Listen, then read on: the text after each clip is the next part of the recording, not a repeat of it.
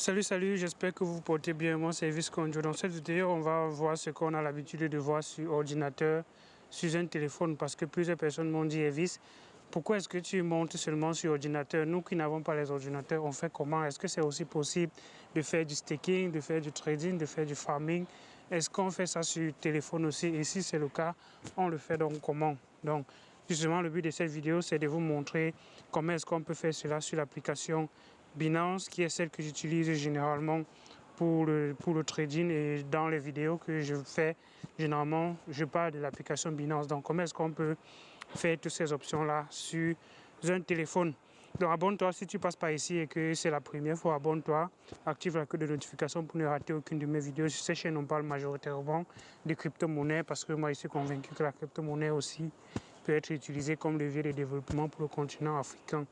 Et donc, il y a une formation qui est en cours qui va vous permettre d'avoir les bases concernant le trading. Le trading, c'est quoi? Comment est-ce qu'on fait pour regarder les courbes? J'ai déjà donné 2 techniques d'analyse et vous pouvez vous en servir à vos fins utiles. Donc, oui, effectivement, quand on arrive dans Binance, cette option, cet endroit en haut, ici en haut, ça représente les options qu'il y a dans Binance pour ceux qui ont déjà les crypto-monnaies dans Binance. Donc, il y a plein d'options là-bas. Ici, ce sont quelques crypto-monnaies phares où on a directement les variations journalières. Ici, le pourcentage qui sont affichés, c'est ce que la crypto-monnaie, c'est la performance de la crypto-monnaie à l'intervalle de 24 heures. Et donc en bas, on a les gainers et les losers. Les losers sont les crypto-monnaies qui ont perdu de la valeur il y a 24 heures, donc dans le top 5 en quittant du bas. Et en haut, on a les crypto-monnaies qui ont pris de la valeur ces dernières 24 heures, le top 5 en quittant du haut vers le bas. Donc ici, 24 heures, c'est le volume de transactions. Quelle est la crypto-monnaie qui a le plus de volume de transactions dans 24 heures? Donc on voit que là, il y a l'Ethereum, XSP, le Litecoin, le BCH et le Bitcoin Cash. Donc là, ici en haut, on a quelques options. Si on va ici à mort, on peut avoir plus. Je vais aller pas à pas pour présenter chacune des parties. La première partie ici en haut, c'est pour les transactions classiques, donc c'est pour les actions classiques. Donc transfert, c'est pour transférer la crypto-monnaie d'un portefeuille à un autre. J'ai parlé de 3 portefeuilles. Déjà, il y a le portefeuille principal qui est là où généralement on dépose la crypto-monnaie. Et maintenant, il y a le portefeuille margin, les portefeuilles futurs et les portefeuilles peer-to-peer. Donc les portefeuilles peer-to-peer, c'est les portefeuilles dans lesquels vous pouvez faire des transactions avec les particuliers. Donc sur Binance aussi, on peut vendre la crypto-monnaie aux particuliers, un peu comme dans Posa ou bien Local Bitcoin ou CoinCola pour ceux qui sont du côté de la Chine. Effectivement, on peut aussi le faire sur Binance. Donc ici, vous pouvez transférer la crypto-monnaie d'un portefeuille à un autre. On a margin, on a futur, on a pool. Pool, on va voir ça par la suite. C'est un portefeuille où vous pouvez utiliser pour faire le mining. Donc, dépôt, c'est si vous voulez déposer la crypto-monnaie dans Binance. Donc, par exemple, vous avez vos Tezos que vous avez achetés sur Ediara. Comment est-ce que vous faites pour déposer cela dans Binance? Donc, vous pouvez aller ici dans Deposit et vous choisissez, par exemple, Tezos. Et là, quand vous choisissez Tezos, on va vous donner votre adresse Tezos dans Binance. Donc, vous pouvez la copier et aller faire un retrait dans d'autres applications, que ce soit même dans d'autres exchanges. Vous pouvez directement envoyer d'un exchange sur Binance. Donc, c'est là où vous allez utiliser l'option de dépôt. Fiat, ce sont les monnaies qui sont généralement adossées, qui sont utilisées dans le monde courant. Donc, on a le dollar, on a le roupie et bien d'autres choses. Donc, ordre, ici, ce sont les ordres de transaction que vous avez fait. C'est l'historique de vos transactions. Vous pouvez aller configurer les périodes dans lesquelles vous voulez voir l'historique. Donc, dans Order, vous allez voir l'historique. Convert, ça va vous permettre de convertir une crypto-monnaie d'une crypto-monnaie à une autre sans passer par le trading, parce que jusqu'à présent, ce qu'on a comme moyen pour convertir, ce qu'on connaît jusqu'à présent, c'est que si j'ai mes Tezos par exemple et que je veux les USTD, je peux aller trader mes Tezos pour avoir les USTD. Donc, il y a donc l'option ici d'échanger une crypto-monnaie contre une autre. Donc, c'est le swapping. Et là, vous configurez la monnaie que vous avez et vous configurez la monnaie que vous voulez. Donc là, vous allez définir les montants et autres. Bref, c'est à cet endroit-là que vous allez convertir votre crypto-monnaie. Le spot ici, c'est votre portefeuille principal. c'est dans... le spot ici, c'est le trading de votre portefeuille principal. Donc, quand vous allez déposer l'argent sur votre compte Binance, il sera d'abord dans votre compte principal. Et donc, vous pouvez faire le trading directement à partir de votre compte principal. Et donc, c'est le spot trading, c'est dans le compte principal. Margin trading, c'est donc là où vous pouvez emprunter de l'argent pour trader. On va voir ça dans une vidéo qui va vous montrer comment on fait du margin trading.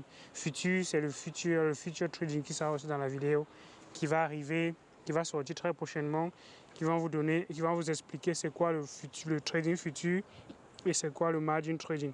Le peer-to-peer, effectivement, c'est si vous voulez vendre à un particulier ou bien si vous voulez acheter à un particulier, ça va se faire à cet endroit-ci, au peer-to-peer. La finance, ce sont les options qui vont vous permettre, avec ce que vous avez déjà dans votre portefeuille, de faire autre chose que du trading. Donc, saving, ça va vous permettre de déposer votre crypto-monnaie et que des gens viennent emprunter. Donc, vous allez pouvoir comme ça, au lieu de laisser l'argent dans votre portefeuille et que vous n'utilisez pas, ce qui n'est pas conseillé, de laisser l'argent dans un exchange sans qu'on soit en train d'utiliser. Donc, à défaut de le faire, vous pouvez donc venir sur cette plateforme ici, à l'endroit saving, vous prêtez votre crypto-monnaie. Et quand vous prêtez, les gens vont donc venir emprunter et les taux d'intérêt sont tels que définis ici. Donc le taux d'intérêt qui est défini ici sont généralement, quel que soit là où vous allez voir un taux d'intérêt dans l'application Binance, c'est un taux d'intérêt annuel. Donc ça veut dire que si vous faites la transaction, en fait si vous participez à cette action pendant 1 an, vous allez exactement avoir ce taux d'intérêt qui est défini. Donc si vous participez pendant 2 jours, 3 jours, on va diviser donc le taux d'intérêt annuel par 360 quelque chose, par 365. Et c'est effectivement ce montant-là que vous aurez. Donc c'est ça le saving. Le staking, c'est l'action de bloquer votre crypto-monnaie et de participer généralement à ce qu'on appelle les consensus, que ce soit généralement ce sont les proof of stake. Donc vous allez bloquer votre crypto-monnaie et le fait de bloquer votre crypto-monnaie, vous allez participer à la validation des transactions et autres. Et donc en échange de cela, on va vous donner des intérêts dans cette même crypto-monnaie-là. Donc si vous bloquez par exemple vos Tezos, et ou bien dans le cas de ce qui est devant moi ici, je vois les ADA. Donc si vous avez bloqué vos Cardano, par exemple pour le staking, si vous avez bloqué pendant 15 jours, vous aurez un taux d'intérêt annuel de 22%. Donc en 15 jours, on va faire 22% divisé par 365 fois 15, ce sera le nombre de pourcentage d'ADA que vous aurez à l'intervalle après 15 jours. Donc, ouais. Il y a maintenant le crypto loan. Le crypto loan, c'est le fait d'emprunter de la crypto-monnaie. Parfois, vous pouvez avoir besoin de faire quelque chose, des transactions avec des crypto-monnaies et vous n'en avez pas. Vous pouvez donc venir à cet endroit-là et emprunter. Il faut retenir que pour emprunter la crypto-monnaie, il faut avoir ce qu'on appelle le collatéral. Donc, par exemple, j'ai mes troncs, mais je ne veux pas trader mes troncs présentement. Le cours ne m'intéresse pas, mais j'ai besoin des USTD pour faire quelque chose de ponctuel. Donc, ce que je peux faire, je peux venir à cet endroit-ci, je dépose mes troncs et j'emprunte donc les USTD. Et il y a un taux d'intérêt, ici, ils ont fixé le taux d'intérêt par heure. Le taux d'intérêt par heure, c'est de 0,0250%. Donc, ça veut dire que si vous empruntez pendant 1 heure, voilà ce que vous allez déposer comme taux d'intérêt. Donc, vous comprenez que si vous avez, dans la première option où on disait saving, vous allez déposer votre crypto-monnaie. Ici, dans cette option-ci, ce sera du lending. Vous allez venir emprunter. Vous comprenez que pour que vous empruntiez, il faudrait que les gens aient déposé la crypto-monnaie à cet endroit, à l'autre endroit, pour que vous puissiez emprunter ici. Donc, retenez que les taux d'intérêt sont ajoutés dès que vous allez emprunter. Et bon, bref, vous allez déposer avec les intérêts quand vous allez rembourser. Le pool ici, c'est ceux qui veulent participer au processus de mining. Donc, il y a ce qu'on appelle le pool. Pour ceux qui font du mining, ils vont se reconnaître ici parce que pour participer au mining, il faut que vous le faites à travers une pool de minage. Et Binance ici met donc les pools de minage. Il y a d'autres options aussi. Il y a d'autres options qui existent. On va voir ici le Launchpad. Le launch pad, en fait, c'est l'endroit où Binance va lister des projets qui ne sont pas encore sur la plateforme ou bien qui arrivent bientôt dans Binance et qui ont choisi la méthode, par exemple, de airdrop pour se faire connaître et pour distribuer les crypto-monnaies. Donc, par exemple, il y a une crypto-monnaie qui veut se lancer, les gens n'ont pas encore la crypto-monnaie. Comment est-ce qu'on fait? Ils peuvent donc collaborer avec Binance. Généralement, ce sont des collaborations. Et Binance fait en sorte que les gens bloquent une crypto-monnaie pour en recevoir une autre. Donc, c'est différent du staking. Le staking, quand vous bloquez votre crypto-monnaie, vous recevez exactement la même crypto-monnaie.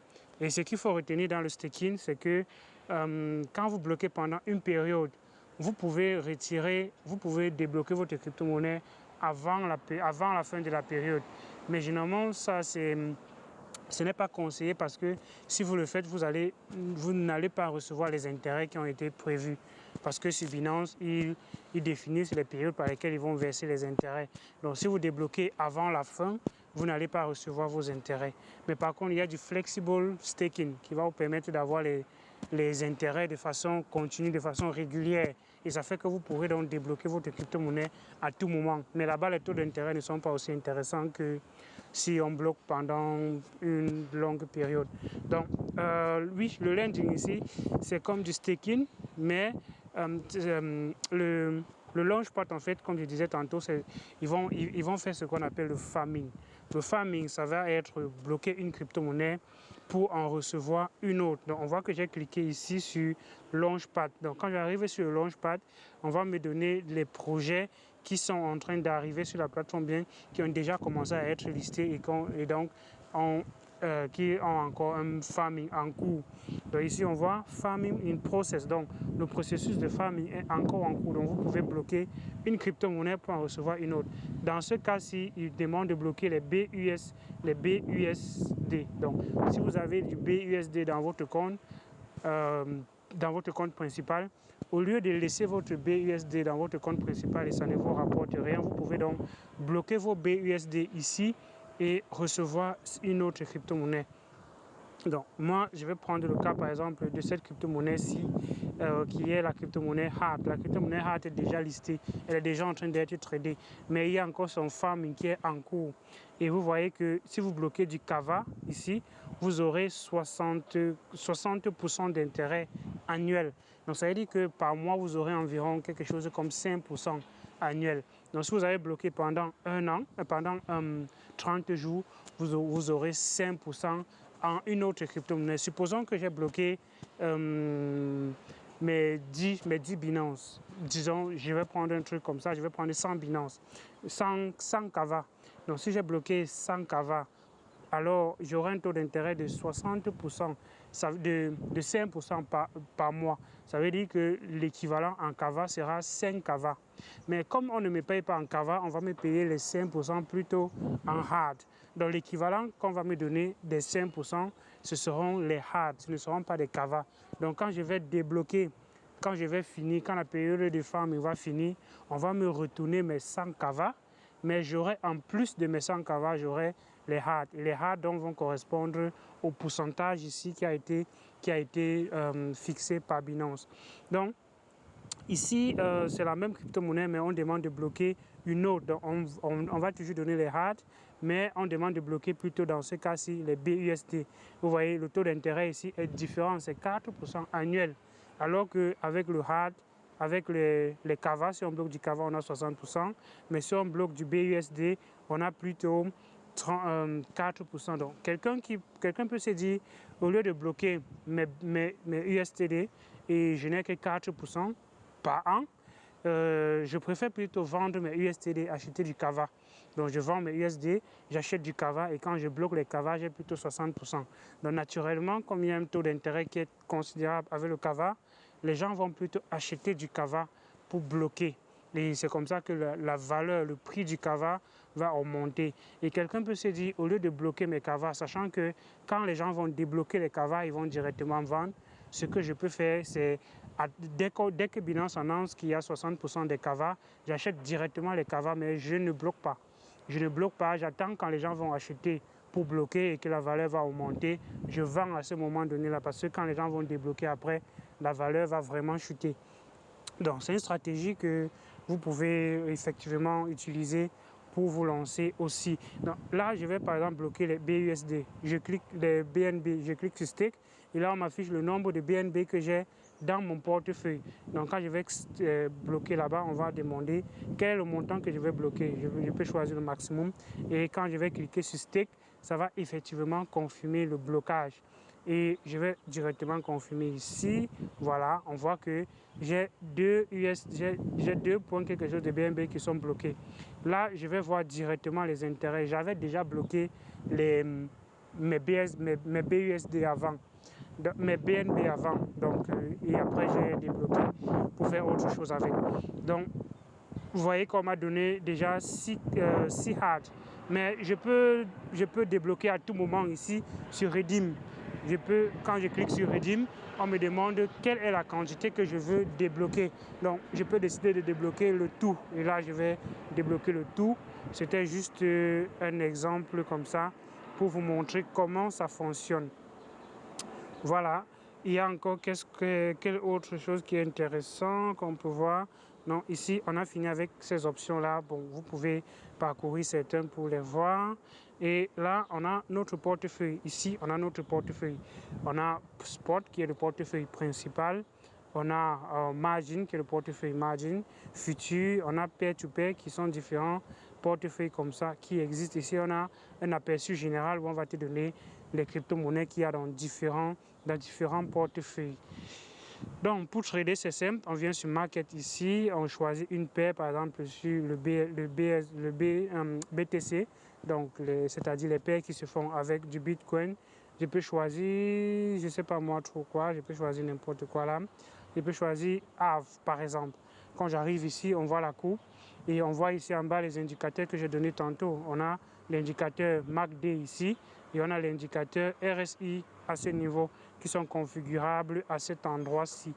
Ici en haut, on a quelques informations qui donnent le haut niveau, il y a 24 heures, le bas niveau, il y a 24 heures et on donne ici le pourcentage et le prix actuel, le volume aussi des transactions journalières et le volume des transactions, l'équivalent en Bitcoin. Donc là, vous pouvez maintenant décider de vendre ou bien d'acheter. Donc vous pouvez aller dans le marché. Donc on voit que si je clique là, je peux fixer des alertes. Donc vous pouvez définir des alertes quand le prix va atteindre une certaine valeur. Je peux dire par exemple que si le prix atteint 5, alors tu m'alertes. Et dans ce cas, dès que le prix va atteindre cette valeur-ci, je vais recevoir une alerte dans mon adresse mail. Si je suis connecté sur Binance, directement, je vais voir l'adresse popper là comme notification.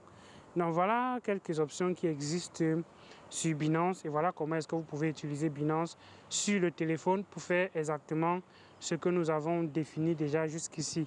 C'était Viscondio, j'espère que cette vidéo va aider ceux qui ont les téléphones. D'ici à là, portez-vous bien et à une prochaine vidéo. Ciao.